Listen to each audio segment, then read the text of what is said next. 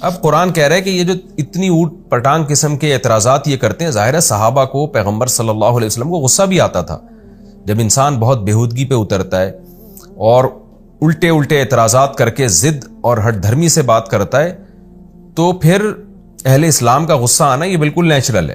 لیکن قرآن اہل اسلام کو حکم دے رہا ہے کہ تم نے غصہ نہیں کرنا، تم نے اپنے کلام میں شائستگی پیدا کرنی ہے. تو اسی مضمون کو یہاں سے شروع کیا جا رہا ہے. وَقُلْ لِعِبَادِي، اے نبی میرے بندوں سے کہہ دیجئے، یقول التی ہی احسن، وہ بات کہیں جو بہت بہترین ہو، یعنی اخلاقی اعتبار سے بہت بہترین ہو، جس میں غصہ نہ ہو، جس میں طنز کا جواب طنز سے نہ ہو، اچھے انداز سے آپ ان کو جواب دیں. کیوں؟ ان الشیطان ینزغ بینہم، شیطان لوگوں کے درمیان نزغ کرتا ہے، یعنی فساد ڈالتا ہے.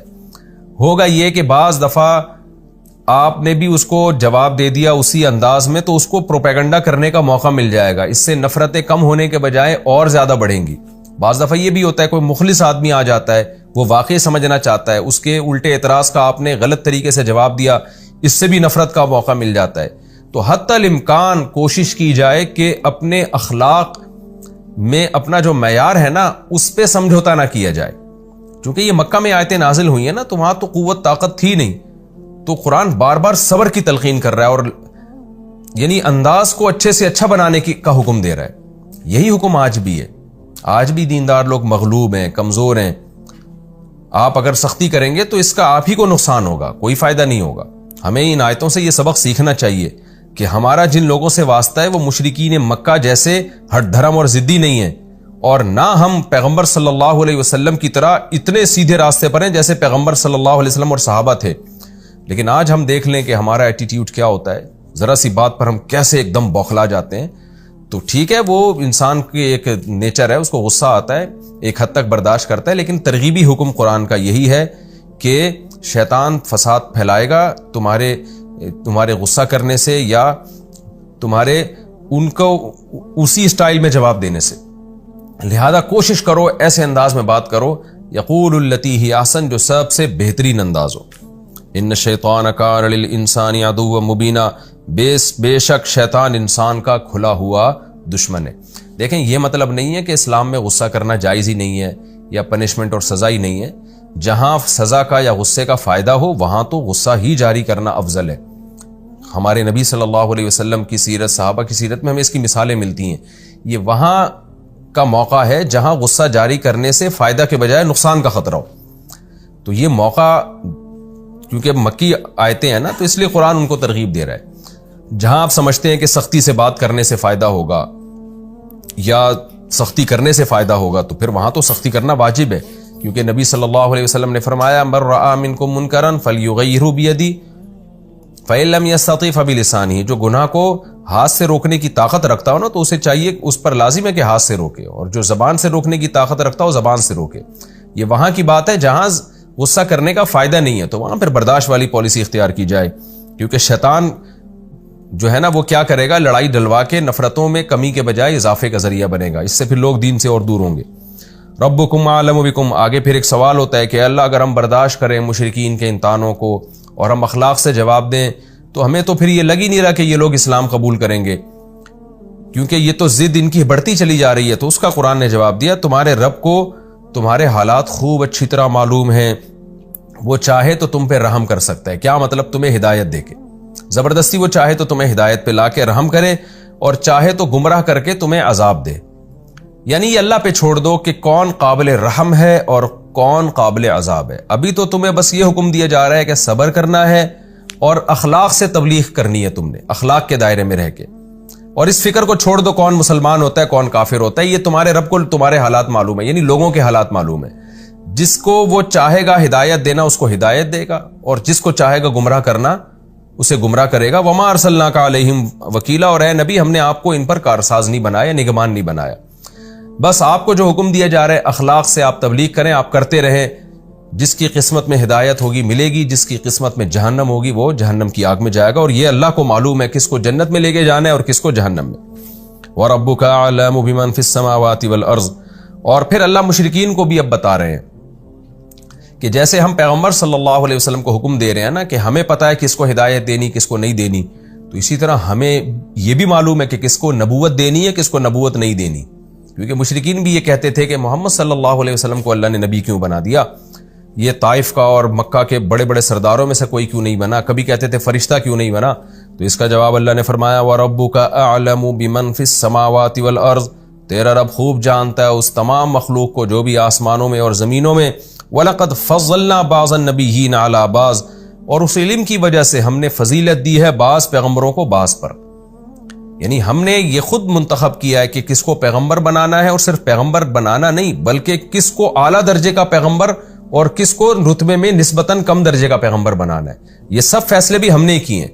اور تم اہل کتاب سے جا کے پوچھو، وہ تمہیں بتائیں گے کہ ہمیشہ سے پیغمبر آتے رہے ہیں اور اللہ کی مرضی سے آئے ہیں، انسانوں کی سلیکشن نہیں ہے، جمہوریت کی بیس پہ نہیں ہے اللہ نے انتخاب کیا پیغمبروں کا، وہ اللہ خود سلیکٹ کرتا ہے جس کو پیغمبر بنانا ہوتا ہے.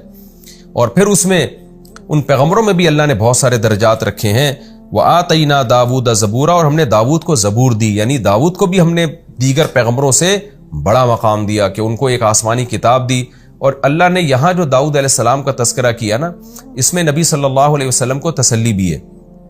وہ تسلی ہے کہ جیسے داؤد کو زبور ملی اور داؤد علیہ السلام کی ریاست اور خلافت قائم ہوئی، تو اللہ اس موقع پہ نبی کو تسلی دے رہا ہے کہ آپ کو بھی قرآن مل رہا ہے اور اللہ آپ کی بھی حکومت کو دنیا میں قائم کرے گا. اور اس میں نبی صلی اللہ علیہ وسلم کی فضیلت کی طرف بھی اشارہ ہے. اللہ کہتے ہیں ہم نے داؤد کو زبور دی، لیکن بعض پیغمبروں کو بعض پر ہم نے بہت فضیلت دی ہے. اور اس فضیلت سے مراد رسول اللہ صلی اللہ علیہ وسلم ہے، جن کو یہاں تسلی دی جا رہی ہے کہ آپ مشرکین کے طعنوں کی پرواہ نہ کریں. اور یہ مضمون احادیث میں بہت وضاحت سے بیان کیا گیا ہے. آپ نے فرمایا کہ اللہ نے تمام پیغمبروں کا سردار مجھے بنایا. اب اس پر بہت ساری احادیث ہیں، لیکن ہم ٹاپک سے ہٹ جائیں گے، تو اس لیے تفسیر کا جو ہمارا لیکچر ہے وہ لمبا ہو جائے گا، لہذا میں اس ڈیٹیل میں نہیں جاتا. آپ کو بیانات میں اور علماء کی کتابوں میں اس کے دلائل مل جائیں گے. قُلِ ادْعُوا الَّذِينَ زَعَمْتُم مِّن دُونِهِ، قرآن پھر توحید کے دلائل بیان کرتا ہے.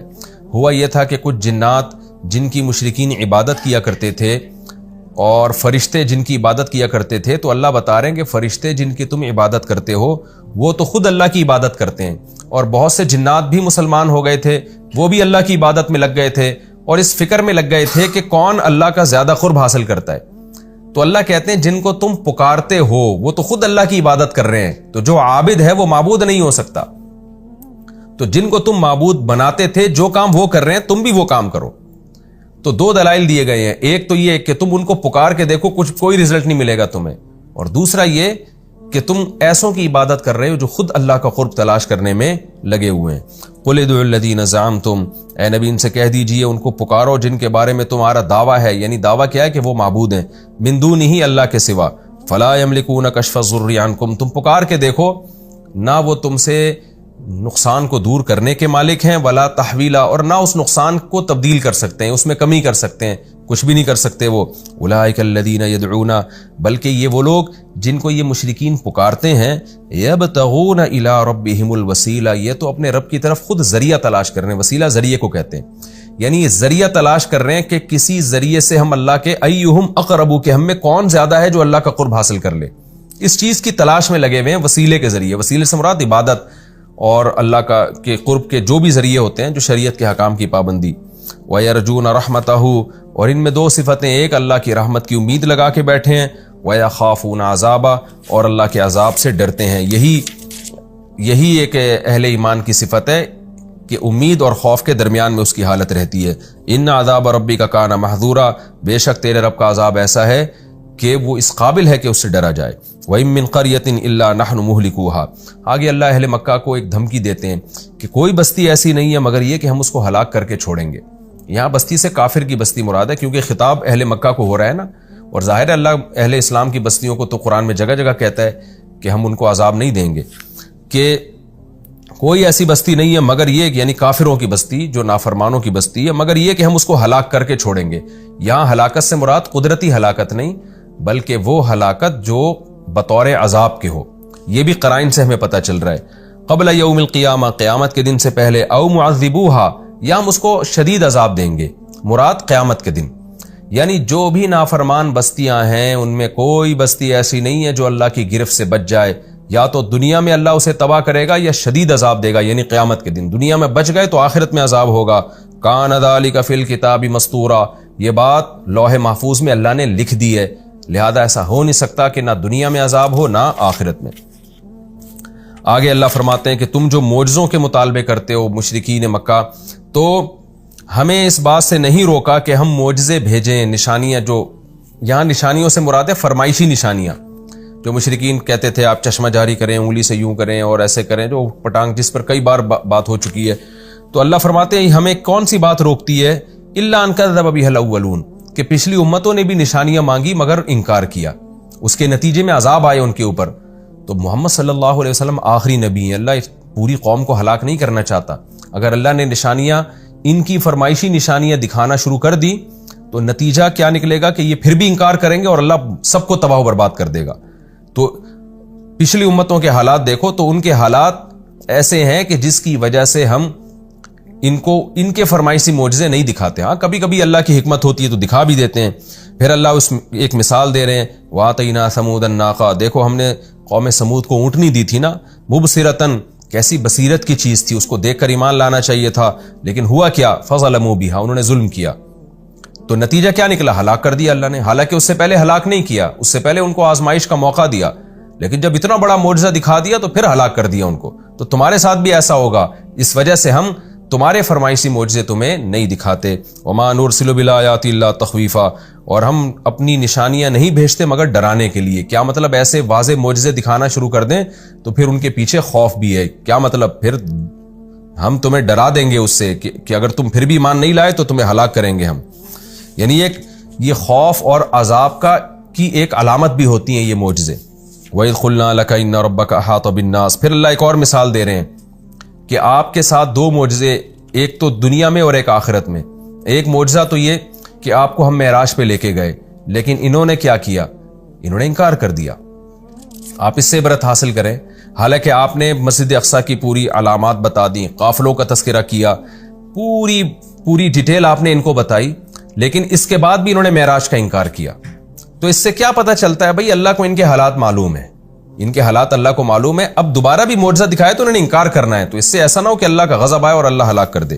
اسی طرح والشجرۃ الملعونۃ فی القرآن، قرآن میں ہم نے بتایا کہ ایک درخت ہے جہنم میں زقوم، تو انہوں نے کیسا مذاق اڑایا، حالانکہ اللہ کی قدرت ہے کہ اللہ آگ میں درخت پیدا کر سکتا ہے۔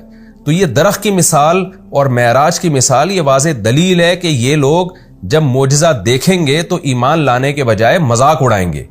تو اسی لیے اس آیت کو شروع اللہ نے کیا وَإِذْ قُلْنَا لَكَ إِنَّ رَبَّكَ أَحَاطَ بِالنَّاسِ، اے نبی اس وقت کو یاد کریں، ہم نے تو آپ سے کہہ دیا تھا کہ اللہ کو ان لوگوں کا علم ہے۔ کیا علم ہے؟ اللہ کو ان کی ہر دھرمی کا علم ہے۔ یہ فرمائشی معجزے مانگیں گے اور اگر ہم نے دیے تو یہ نئی مان لے کر آئیں گے، اور یقین نہ آئے تو آپ معراج کا واقعہ اور زقوم کا واقعہ جو قرآن میں مذکور ہے اس سے آپ عبرت حاصل کریں۔ یعنی نبی صلی اللہ علیہ وسلم کو اللہ نصیحت کر رہے ہیں تسلی کے لیے کہ وما جعلنا الرؤيا التي اريناك، ہم نے نہیں دکھایا آپ کو وہ منظر جو ہم نے آپ کو دکھایا تھا مگر لوگوں کی آزمائش کے لیے۔ وہ بھی آزمائش کیا تھی کہ جو ماننے والے تھے مانیں گے اور نہیں ماننے والے وہ انکار کریں گے، تو وہ بھی کتنی بڑی آزمائش بنی، لیکن یہ لوگ ایمان نہیں لے کر آئے۔ تو ایسا ہی اور بھی کوئی ہم معجزہ دکھائیں گے تو نہیں ایمان لے کر آئیں گے۔ والشجرۃ الملعونۃ فی القرآن، اسی طرح شجرہ ملعونہ کا جو قرآن میں تذکرہ ہے اس کا بھی یہ لوگ مذاق اڑاتے ہیں۔